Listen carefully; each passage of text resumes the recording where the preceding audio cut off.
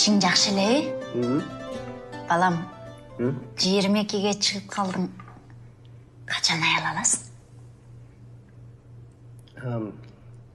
Апа, окууну бүтөйүн, анан сүйлөшөбүз, Апа, сүйүнчү, диплом алдым. Аялды качан аласың? Биринчи жумушка орношоюн, анан сүйлөшөбүз, Апа, мен жумушка алып турмун энди. Жакшы. Аялды качан аласың? Апа, бутка туруп алайын да, анан сүйлөшөбүз. Машинени го кымбатынан алып турсуң. Акчаны го банкка салып турсуң. Ай качан аял аласың анан? Апа, ушунча жылдан бери менин кулак мээми жабатпадыңар эле. Эми сүйүнчү. Болсун. Сүйүп калдым, апа, аял алгантан. Азыр тааныштырам, Жакшы болгон турбайбы? Лен. Адес.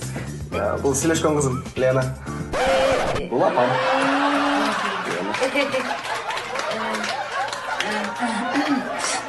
Келчи балам, өзүнчө сүйлөшөлү. Кел. Ай. Үйдүн ремонту бүт элек.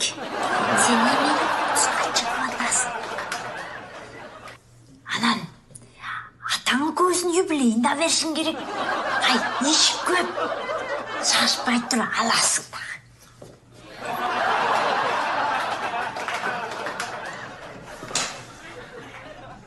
Лен, тут такая ситуация. Пойдем я тебе объясню.